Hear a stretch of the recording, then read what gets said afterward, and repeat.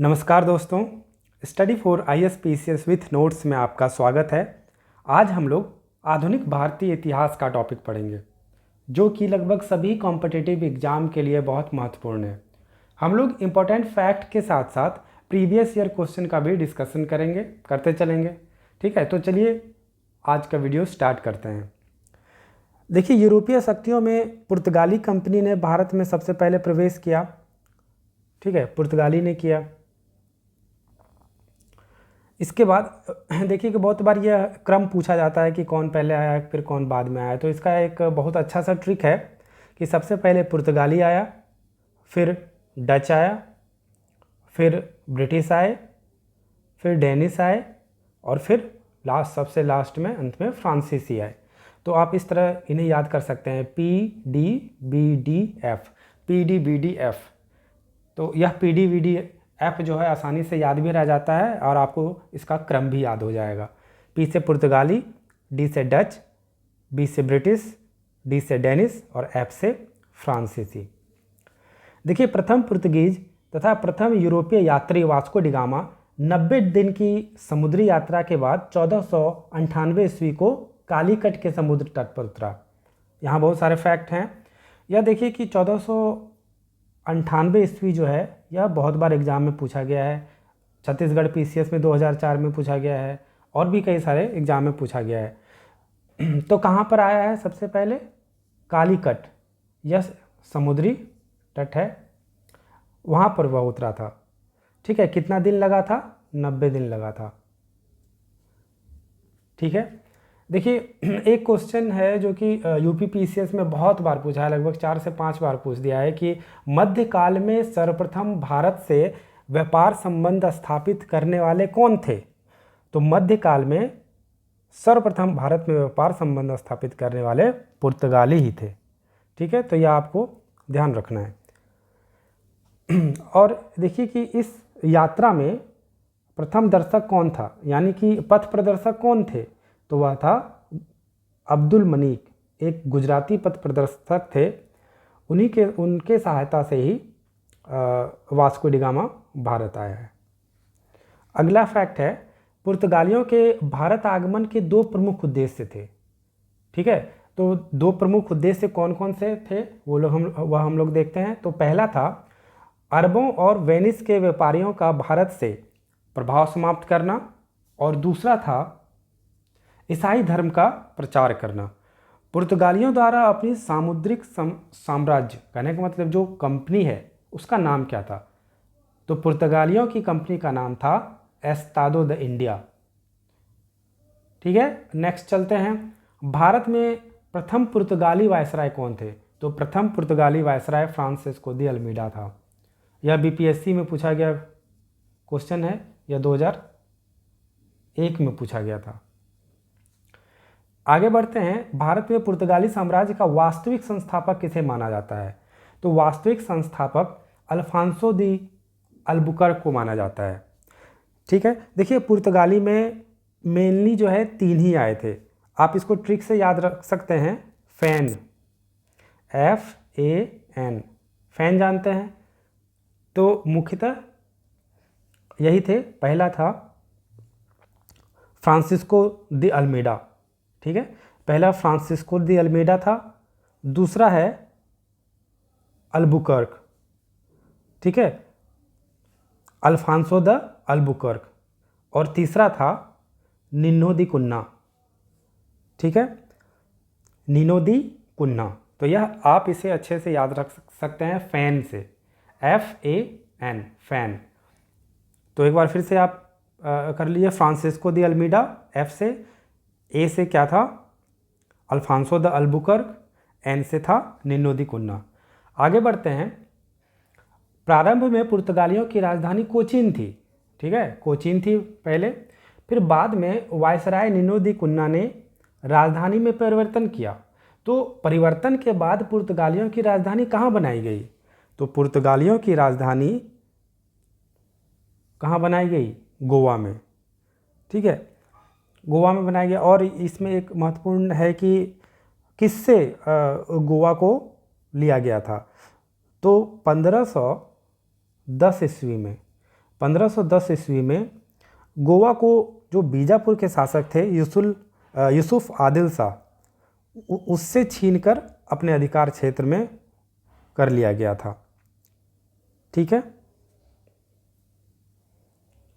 Next है, भारतीय एवं अरबी जहाज़ों को कार्टज या परमिट के बिना अरब सागर में प्रवेश वर्जित था। ठीक है। अब जो भारतीय हो या फिर जो अरबी जहाज़ हो वो बिना परमिट के अरब सागर में प्रवेश नहीं कर सकते थे, और अगर जिसके पास परमिट नहीं रहता था उसके जहाज़ को लूट लिया जाता था। ठीक है।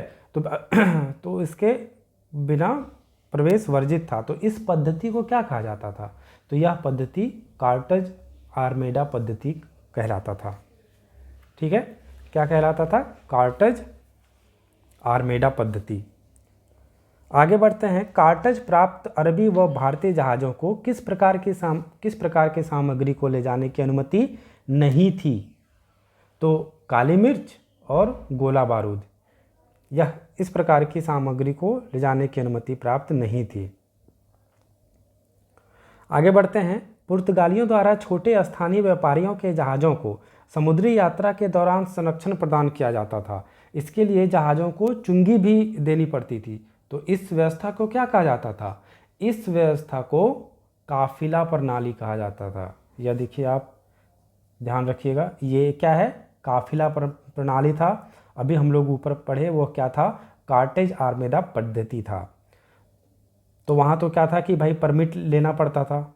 ठीक है। कार्टेज या परमिट लेके आप अरब सागर में जा सकते हैं। लेकिन यहाँ पर क्या है कि जो लोग जो छोटे स्थानीय व्यापारी थे वह जो है उनको जो डकैत थे, समुद्री लुटेरे थे, उनसे सुरक्षा प्रदान करने के लिए चुंगी दिया जाता था।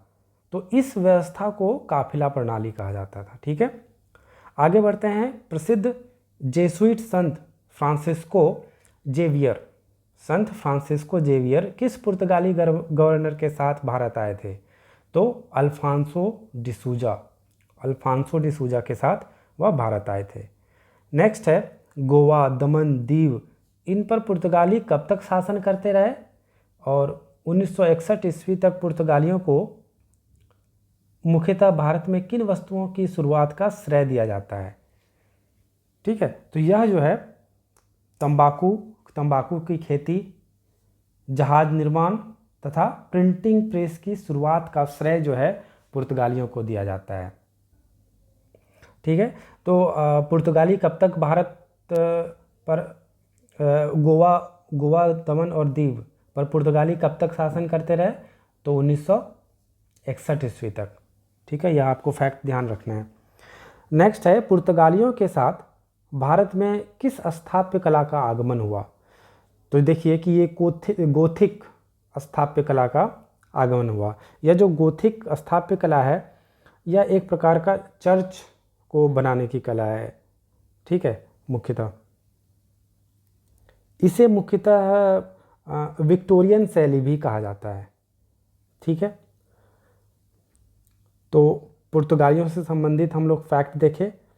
अब हम लोग देखते हैं डच। अब इसके बाद पुर्तगालियों के बाद डच आते हैं। डच के बारे में हम लोग देख लेते हैं क्या क्या महत्वपूर्ण फैक्ट है। 1602 में डच संसद द्वारा डच ईस्ट इंडिया कंपनी की स्थापना हुई। भारत व पूर्व के देशों के संदर्भ में किस तरह के अधिकार इस कंपनी ने प्राप्त किए? तो देखिए, इन देशों से व्यापार, आक्रमण और विजय करने से संबंधित इस कंपनी को अपना अधिकार प्राप्त हुआ कि आप व्यापार कर सकते हैं, अगर उसकी सुरक्षा के लिए आक्रमण भी कर सकते हैं। ठीक है। आगे बढ़ते हैं हम लोग। डचों द्वारा भारत में प्रथम डच कारखाने की स्थापना वर्ष 1605 ईस्वी में कहाँ पर किया गया? आंध्र प्रदेश में किया गया। आंध्र प्रदेश के किस स्थान पे किया गया? तो वह था मसूलीपट्टनम। यह आपको ध्यान में रखना है कि प्रथम डच कारखाना कहाँ पर किया गया है? मसूलीपट्टनम में। कब किया गया है? 1605 में। नेक्स्ट है, डचों द्वारा भारत में मुख्यतः किन चीज़ों का निर्यात किया जाता था? तो डचों के द्वारा नील, अफीम, चावल, सोरा, सूती वस्त्र, इन सब चीज़ों का निर्यात किया जाता था। मुख्यतः देखिए कि सूती वस्त्र हो गया और सोरा हो गया, इन सब का किया जाता था। अंग्रेजों द्वारा किस युद्ध में विजय के उपरांत डचों को भारतीय व्यापार से अलग कर दिया गया? तो डच और अंग्रेजों के बीच युद्ध हुआ है वेदरा का युद्ध। ठीक है, वेदरा का युद्ध जो है वह नवंबर 1759 में अंग्रेजों और डचों के बीच लड़ा गया है और इसमें डचों की पराजय हुई है। ठीक है, डच जो है वो हार गए हैं और उनके हारने के बाद भारत में इनका लगभग पतन हो गया। ठीक है, इनका पतन हो गया और इस युद्ध में अंग्रेजी सेना जो है, ब्रिटिश सेना जो है, उनका नेतृत्व जो है, ब्रिटिश सेना का नेतृत्व किसने किया था? तो वेदरा के युद्ध में इसका नेतृत्व रॉबर्ट क्लाइव ने किया था। यह आपको ध्यान रखना है, किसने किया था? Robert Clive. और डेट तो बहुत महत्वपूर्ण है, यह वेदरा का युद्ध क्या कब हुआ था? 1759 में, 1759 में। ठीक है, आगे बढ़ते हैं। डचों ने पुलिकट स्थित टकसाल से किस भगवान के चित्र वाले सोने के पैगोडा सिक्के जारी किए? तो जो पैगोडा सिक्का है वह भगवान वेंकटेश्वर, जो कि विष्णु का रूप है। आगे बढ़ते हैं, डच हो गया। अब इसके बाद नेक्स्ट आता है अंग्रेज, ब्रिटिशर्स। 1599 ईस्वी में किस दल द्वारा अंग्रेजी ईस्ट इंडिया कंपनी अथवा the governor and company of Merchant of trading into the East Indies की स्थापना की गई? तो किसके द्वारा की गई है? किस दल के द्वारा? तो मर्चेंट एडवेंचर्स के द्वारा। ठीक है, मर्चेंट एडवेंचर्स के द्वारा यह कंपनी की स्थापना की गई थी। आगे बढ़ते हैं। ब्रिटेन की महारानी एलिजाबेथ टेलर प्रथम द्वारा ईस्ट इंडिया कंपनी को पूर्व के साथ व्यापार का अधिकार पत्र कब प्रदान किया गया? तो यह डेट आप याद रखिए, दिसंबर 1600 ईस्वी में। ठीक है, दिसंबर 1600 ईस्वी में यह किया गया है। किस मुगल सम्राट ने कैप्टन हॉकिंस को आगरा में बसने की अनुमति तथा 400 की मनसब व जागीर प्रदान की है? तो यह किस मुगल सम्राट ने किया था? जहांगीर ने किया था। ठीक है, यह आपको ध्यान रखना है। कैप्टन हॉकिंस के समकालीन जहांगीर। 6 फरवरी 1613 ईस्वी को शाही फरमान जारी करके, यह आपको डेट भी महत्वपूर्ण है कि शाही फरमान कब जारी किया गया था? तो 6 फरवरी 1613 ईस्वी को। तो यह शाही फरमान जारी करके अंग्रेजों को सूरत में व्यापारी कोठी स्थापित करने की अनुमति किस मुगल शासक द्वारा प्रदान की गई थी? तो यह जहांगीर के द्वारा की गई थी। 10 जनवरी 1616 को जहांगीर के अजमेर दरबार में उपस्थित होने वाला अंग्रेज कौन था? तो अजमेर दरबार में उपस्थित होने वाला सर टॉमस रो था। ठीक है, सर टॉमस रो। यह 1616 में। ऊपर हम लोग क्या पढ़े थे? Captain Hawkins. ठीक है, ये आगरा में बसने की अनुमति लिया था इसने, और जो सर टॉमस रो थे वह वहाँ पर अजमेर दरबार में उपस्थित हुआ था। आगे बढ़ते हैं। दक्षिण भारत में, कहाँ? दक्षिण भारत में। देखिए, दक्षिण भारत में ईस्ट इंडिया कंपनी का पहला कारखाना कब और कहाँ स्थापित हुआ? तो दक्षिण भारत में ईस्ट इंडिया का पहला कारखाना 1611 ईस्वी मसूलीपट्टनम में हुआ। ठीक है, मसूलीपट्टनम और पेटापुली में। ठीक है, आगे बढ़ते हैं। अंग्रेजों द्वारा चंद्रगिरी के राजा से मद्रास पट्टे पर प्राप्त करने के बाद मद्रास में कौन सा किला स्थापित किया गया? तो जो मद्रास में हुआ ना, उस किले का नाम था फोर्ट सेंट जॉर्ज। ठीक है, मद्रास के किले का क्या नाम था? Fort Saint George. नेक्स्ट है, राजकुमार चार्ल्स द्वारा 1668 में बम्बई को 10 पाउंड के वार्षिक किराए पर ईस्ट इंडिया कंपनी को दे दिया गया। तो यह जो दिया गया राजकुमार चार्ल्स को, तो यह कैसे प्राप्त हुआ? तो देखिए कि पुर्तगाली राजकुमारी कैथरीन ब्रेगेंजा से विवाह के उपरांत दहेज में इनको यह प्राप्त हुआ। आगे बढ़ते हैं। 1651 में अंग्रेजों को 3000 रुपये वार्षिक कर देने पर बंगाल में व्यापार के विशेषाधिकार का फरमान किसके द्वारा जारी किया गया? तो यह फरमान शाह शुजा के द्वारा जारी किया गया। कहाँ? बंगाल में। बंगाल में व्यापार का जो विशेषाधिकार का फरमान है वह किसके द्वारा जारी किया गया अंग्रेजों को? शाह शुजा के द्वारा। कब? 1651 ईस्वी में। बंगाल का प्रथम अंग्रेज गवर्नर कौन थे? तो विलियम हैजेज। बंगाल के प्रथम अंग्रेज गवर्नर विलियम हैजेज। मुगल सम्राट औरंगजेब और अंग्रेजों के मध्य प्रथम भिड़ंत कहाँ हुई? तो 1686 ईस्वी में। कहाँ पर हुई? हुगली में हुई। कंपनी को कोलिकाता, गोविंदपुर और सुतनौती गांव की जमींदारी किससे प्राप्त हुई है? तो इब्राहिम खां से प्राप्त हुई।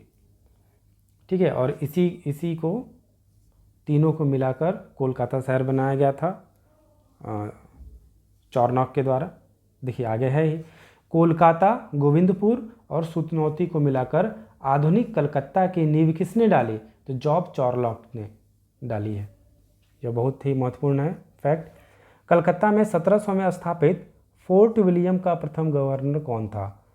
तो देखिए जो कलकत्ता में जो स्थापना हुआ था जिस भवन का, जो फोर्ट का, वह फोर्ट विलियम था। और अभी हम लोग पहले पढ़े जो मद्रास में हुआ था वह क्या था?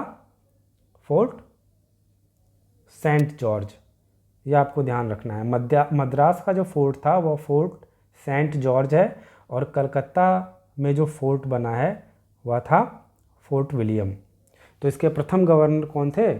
Sir Charles Eyre. 1634 ईस्वी में ब्रिटिश संसद के प्रस्ताव पर ब्रिटेन की सभी प्रजा को भारत में व्यापार का अधिकार मिल गया, जिसके परिणाम स्वरूप English company trading in the east का जन्म हुआ। कालांतर में नई व पुरानी कंपनियों को विलय के पश्चात क्या नाम दिया गया? तो इसका नाम दिया गया the United Company of Merchant of England Trading to the East Indies. यह नाम दिया गया, तो आपको यह ध्यान रखना है। नेक्स्ट हम लोग आते हैं अब डेनिस ईस्ट इंडिया कंपनीज के बारे में। देखिए डेनिस ईस्ट इंडिया कंपनीज ने लगभग 225 वर्षों तक भारत में अपने उपनिवेश बनाए रखे। और वह किस देश की कंपनी थी? तो डेनिस ईस्ट इंडिया कंपनी किस देश की थी? तो डेनमार्क की थी। डेनिस ईस्ट इंडिया कंपनी ने 1620 ईस्वी में भारत में अपनी पहली व्यापारिक कोठी कहाँ स्थापित की? तो अब इसने डेनिस की पहली व्यापारिक कोठी है ट्रांकोबार, जो कि तमिलनाडु में है। तो कब? 1620 ईस्वी में। यह ध्यान रखना है, डेट भी यह महत्वपूर्ण है।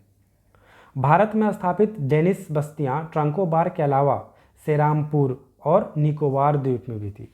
सेरामपुर में कंपनी ने अपनी बस्ती कब स्थापित की? तो सेरामपुर में किया है 1755 ईस्वी में।